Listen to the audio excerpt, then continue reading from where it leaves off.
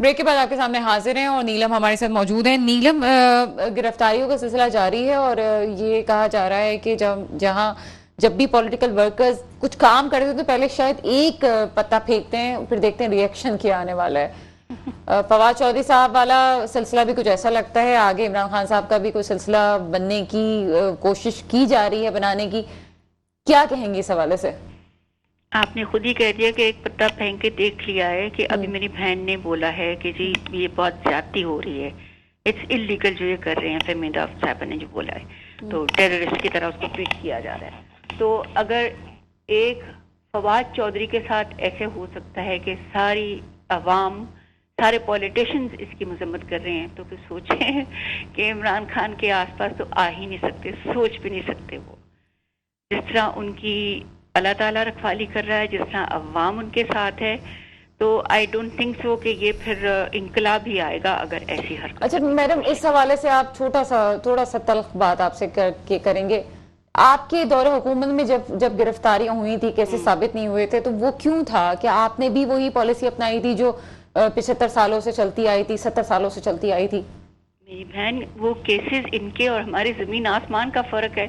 एक घड़ी का केस लेके, तोशाखाना के केस लेके बैठे में ये उसकी एक खाली उसको मुंशी कहने पे केस बना दिया है। इनकी तो आवे का आवा बिगड़ा हुआ है, इनकी तो फाइल भरी भरी फाइल को जला देते हैं, एलडीए की सारी रिकॉर्ड जला दिया इन्होंने। इनके पास तो फोर्सेस मौजूद हैं जिसकी वजह से ये अपने आप को बचा जाते हैं। सारे मिलके सारे चोर लुटेरे इकट्ठे हो गए पीडीएम में, एक इमरान खान और 13 ये लोग। और मुझे बताएं, इमरान खान अकेले, उन्होंने सोचा था कि 100 दिन का जो बोलते थे कि 100 दिन में हम आके हुकूमत का संभाल लेंगे, अब वो लोग 1 रुपया वापस लाने को तैयार नहीं है, ना मानने को तैयार है, ना कोई प्रूफ उनके आगे आने को तैयार है। तो प्रूफ है भी तो हमारी देख लें, जुडिशरी हमारी उनके साथ, फौज उनके साथ, पुलिस उनके साथ, सारे इदारे उनके साथ। तो इमरान अकेले मुझे बताएं क्या कर पाएंगे? इदारे कौन से उनके साथ हैं? जब अवाम कैसे आप कह सकती हैं कि सब इदारे उनके साथ हैं? साहब के तरह ये पूछें मुझे बताएं, अब जब इमरान खान के साथ अवाम है तो ये सब कुछ नहीं कर पाएंगे। लिहाजा मेरी बहन ने बोला कि सारे मिल बैठ के पाकिस्तान को बचाने की बात करें, ना कि आप लोग पाकिस्तान को और बिगाड़ने की बात करें। ठीक है, पाकिस्तान को बचाने के लिए आप समझती हैं कि इंतखाबात को डिले कर देना चाहिए? I don't think so. जो अवाम का जो आप देखें, जम्मू कश्मीर हर जगह आता है, लिबर्ट भी देख लें, हर कोई चाह रहा है इलेक्शन हो, हर कोई चाह रहा है कि ईमानदार लोग आए, हर कोई चाह रहा है कि ईमानदारों के हवाले टैक्सेस किए जाएं, वो छोटे टैक्स पेयर को भी अपने, जैसे अमेरिका में 50 अरब का बजट चाहिए तमाम पूरे इलेक्शंस कैंपेन को पूरा करने के लिए और चलाने के लिए प्रोसेस को। आपको लगता है कि ठीक है इस वक्त? पैसा तो नहीं मैं चाहूंगी कि किसी का भी खर्च हो, गवर्नमेंट का तो होगा ना, नहीं भी चाहेगी वो तो करना है ना, उसका इंतजामी अमूर है ना उसके। तो उन्होंने लगाने हैं अपने सारे, जब रिजल्ट आएंगे तो कौन सा खान साहब मानेंगे? अच्छा ठीक है, ये लगाने। अब मैं ये आपको कहना चाहूंगी कि खुदारा मिल बैठ के अमेरिका की तरह पॉलिसी अमेरिका की अपनाएं, टैक्सेस दें और उस टैक्स मनी से ओल्ड एज बेनिफिट मिले, बच्चों को पढ़ाई के पैसे मिले, जैसे अमेरिका में सब करते हैं। अपनी अवाम का ख्याल लूट कसूट करके दूसरों से, इराक से लूटा, ईरान से लूटा, पाकिस्तान से लूटा, अफगानिस्तान से लूटा, अपनी अवाम का तो ख्याल करते हैं। और एक हम है कि आपस में हमारी एका नहीं है, हम सब एक हो जाएं। अब एक खानदान में अगर लड़ाई पड़ जाए तो खानदान टूट जाते हैं। अच्छा नीलम, एक सवाल आपसे, उसके बाद मैं मारिया की तरफ जाना चाहूंगी। इलेक्शंस हो जाते हैं, चले होने हैं, 90 दिन में होने होते हैं, मुझे ये बताएं कि फिर आप रिजल्ट एक्सेप्ट कर लेंगे, चाहे वो कौमी असेंबली के हों, चाहे वो सूबाई असेंबली के हों, कर लेंगे? सवाल ही नहीं पैदा होता। जिस इलेक्शन कमिश्नर को गालियां दे रहे हैं, जिस इलेक्शन कमीशन को वो दिन रात गालियां देते, सवाल ही नहीं पैदा। हाँ, वो नहीं करेंगे, सवाल नहीं करेंगे। ठीक है मारिया, आपकी तरफ आते हैं। के बावजूद हमने 15 सीटें ले ली। हाँ, तो वो आप ही की सीटें थी, 15 सीटें अगर आपने ले ली तो कोई वो आपने कोई एहसान नहीं किया, नहीं, आप ही की सीटें थी। और वो अवाम ने एहसान किया पाकिस्तान पे, अवाम ने एहसान किया चोरों लुटेरों को भगाने के लिए। इलेक्शन कमीशन अवाम है जो इमरान खान के साथ है, वरना आप लोगों ने कोई कसर नहीं छोड़ी लूट कसूट की। आप लोग फिर आते हैं, आप देखें ना डॉलर को कहाँ पहुंचा दिया। आपके तो $1 मिलियन अगर आपने इन्वेस्ट किए हैं कहीं बाहर के मुल्क में, तो आपके तो सोचते वो $1 ट्रिलियन बन जाएंगे। तो आते ही इसलिए कि अपनी भर भर के यहाँ से तिजोरियां। चलिए डॉलर वाली बात को आगे करते हैं, ये मारिया आपकी तरफ आएंगे। जी जी मारिया, दिसंबर 2021 इमरान खान साहब की हुकूमत थी, शब्बीर जैदी साहब वजारत में थी, उन्होंने ये बात कही कि मुल्क का दिवालिया हो चुका है। उस वक्त उनको उस बात के बड़ा काउंटर करना पड़ा था, बड़े शर्मिंदा हो गए, वो टीवी पे आ रहे थे। आज तो वो कहते हैं जी मैंने तो पहले ही कह दिया था। आपकी पीडीएम की गवर्नमेंट आती है, डॉलर एकदम बढ़ जाता है, लोग परेशान हैं, आपका मार्च भी सबको याद है, महंगाई मार्च निकला था, क्या हुआ है, क्या कंट्रोल नहीं हो रही चीजें, क्या नवीद देंगे लोगों को? आपकी गवर्नमेंट से तो चली तवक्का थी, वो तो ना समझते ना इमरान खान साहब तो बकौल आपके। ये देखिए 2019 में हमने आईएमएफ से $6 बिलियन उस वक्त लिया, फिर एक साल के अंदर अंदर फिर $1 बिलियन और भी लिया, ठीक है। वो हमारी एक साथ चल रही थी। 2021 में जब पीसीआई गवर्नमेंट को भी अंदाजा हुआ कि अब मुल्क चलाना उनके पास की बात नहीं रही, क्योंकि 2018 में पीएमएलएन की गवर्नमेंट जब खत्म हुई थी तो डॉलर 120 पे इख्तिताम पजीर हुआ था, और जब इनकी गवर्नमेंट का वो हुआ तो 255-60 जा रहा था, ठीक है। फिर आज अब वो भी वही बात है, फिर दोबारा नीचे हम लेकर आए उसको, तो वो फिर दोबारा जो है ज़ाहिर वो आलमी जो इकोनॉमी की गेम है वो कुछ और है, हमारे मुल्क की जो देसी सियासत है वो कुछ ही और रुख से चल रही है। तो वही बात है कि हम इस चीज को समझ ही नहीं पा रहे हैं कि मुल्क को चलाने के लिए हम सबको इकट्ठा बैठना बहुत जरूरी है।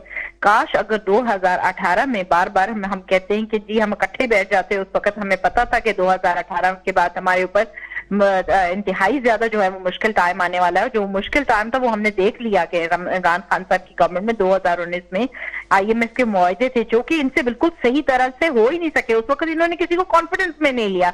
उस वक्त ये खुद भी बहुत बड़े चैंपियन बने फिर रहे थे पूरी गवर्नमेंट के, भाई हम इकोनॉमी के चैंपियन है, हम पाकिस्तान को बचा लेंगे। भाई आपने 2019 के मुआहदों में ही पाकिस्तान को डिफॉल्ट करने की कोशिश की थी, उसके बाद भी खुदा का फजल रहा कि चलो फिर भी किसी तरह से चल गया पाकिस्तान। मगर अब हम ये जो पाकिस्तान की सूरत हाल देख रहे हैं, मेरा ख्याल है माजी में भी नहीं देखी, पर अब हम दुआ ही कर सकते हैं कि अब पाकिस्तान को इन चीजों से हालात से निकालने के लिए हमारे हुक्मरान इस वक्त एक होकर बैठे। जाहिर है हमारे आगे भी आईएमएफ की जो है वो मई में आ रही है डील। इस वक्त पाकिस्तान जो सैलाब है, उस वक्त कहानी जो दुनिया पाकिस्तान की जानती है वो ये कि पाकिस्तान में 33 मिलियन जो लोग हैं वो बेघर हैं, फूड लेस हैं, शेल्टर लेस हैं, और उनका ये नुकसान हुआ है। मगर जो पाकिस्तान की बाहर की कहानी है वो पाकिस्तान के अंदर की कहानी से बिल्कुल ही मुख्तलिफ है, क्योंकि यहाँ पर रोज दंगे हो रहे हैं, फसाद हो रहे हैं, वॉर और टेररिज्म का दोबारा हम निशाना बनना शुरू हो गए। पार्टियां ईगो के साथ बैठना ही चाह रही हैं। यहाँ की इनकी लीडरशिप के जो तोशाखाना के केसेस थे वो इतने ज्यादा बढ़ गए कि इन लोगों को याद ही नहीं रहा कि जो इनके रिप्रेजेंटेटिव प्रोग्राम अपनी आखिरी उस पर दाखिल हो चुका है, आपसे खास तौर पे सवाल करेंगे हम। आसिफ अली जरदारी साहब की पॉलिटिकल जो उनकी काबिलियत है उसके सभी कायल हैं। अभी वो उन्होंने इस वक्त केस कर दिया, उन्होंने कहा तक के इज्जत का एक केस किया हुआ है। जब अगर आसिफ अली जरदारी साहब चाहें तो आप भी ये बात जानती हैं वो तमाम पार्टीज को एक मेज पे ला सकते हैं, तो इस पर केस क्या जरूरत ही करने की? ठीक है हमें तो पता है ये चीजें होती रहती हैं, क्या हमें पॉलिटिकल मैच्योरिटी का सबूत नहीं देना चाहिए था? जरदारी साहब की अक्टूबर 2018 की स्पीचेस उठा के नेशनल असेंबली की, तो जब उन्होंने बार बार इनको रिक्वेस्ट की कि हम आपके साथ बैठते हैं, फिर नेक्स्ट डे फिर इन्होंने उनको ऑफर किया। अब बात सुनिए, अभी जो ये जो पेशावर में हमला हुआ जिसमें 100 लोग मारे गए, ठीक है, ये जो टेररिज्म है इससे किसी सियासत को जोड़ना, हमारी सियासी पार्टी ने कभी भी इमरान खान को किसी एक केस के लिए मदी नहीं बनाया, कभी ये नहीं कहा कि फलां ये हो गया। भाई आप सीधी सी बात है, आपने इतना बड़ा इल्जाम लगाया कि हमारे ऊपर पैसे लेने की थी, ये कोई आम बात है? तो वही मैं सोचती हूँ कि इमरान खान साहब कुछ नहीं कर सके, प्लीज अपनी जबान ही थोड़ा संभाल के इस्तेमाल करें, और वो भी ऐसे सीजन पॉलिटिशियन के लिए जिन्होंने पाकिस्तान को बचाने के लिए उनके कॉन्स्टिट्यूशन को स्ट्रेंथन किया, जिनकी इतनी ज्यादा कुर्बानियां हैं। वॉर और टेररिज्म का शिकार तो हम खुद रहे, पूरी पाकिस्तान पीपल्स पार्टी फैमिली हमारी रही वॉर और टेररिज्म का। क्या हमने नहीं अपनी बीबी गवाई? क्या हमने सलमान तासीर नहीं गवाया? क्या हमने शहबाज भट्टी नहीं करवाया? क्या हमने कारसाज में अपने नौजवान नहीं गवाए? क्या हमने लियाकत बाग में नहीं गवाए? आप हमसे कौन सी कहानी उठा के आप हमें सुनना चाहती हैं? जब ये हमें ब्लेम करते हैं तो मैं तो समझती हूँ कि इनको कराची का जो हाल है आप जाके देखें, वहाँ पे इंडस्ट्रीज तो वैसे पाकिस्तान की बंद होगी, कराची में तो सबसे ज्यादा बुरा हाल है। दहशतगर्द तंजीम को पैसे दिए, मतलब आप वही बिल्डर से 10 करोड़ पे लेके बाद में नोटिस देते हैं, खिलाफ करेंगे। 4 लोगों में से एक जो है वो बारों में आ रहा है कि जरदारी ने किया क्या है? उसने नून लीग को घुमा के पीएम पंजाब को, उसने पीएम पाकिस्तान को उसने ऐसा जलील कर दिया कि उसने कहा था जमीन पर रोलूंगा आपकी क्या लाश को या आपके जिस्म को, तो देखो वही कर रहा है। नून लीग तो बिल्कुल खत्म हो गई है ना, और जरदारी अगर समझ रहे हैं कि वो खरीद लेंगे फिर से कराची को या सिंध को, अब नहीं होगा, अब पैसा नहीं चलेगा, अब लोटे नहीं बिकेंगे। चलिए, बहुत शुक्रिया नीलम साहिबा, आप हमारे साथ थी। मारिया, आप हमारे साथ ही, बहुत शुक्रिया।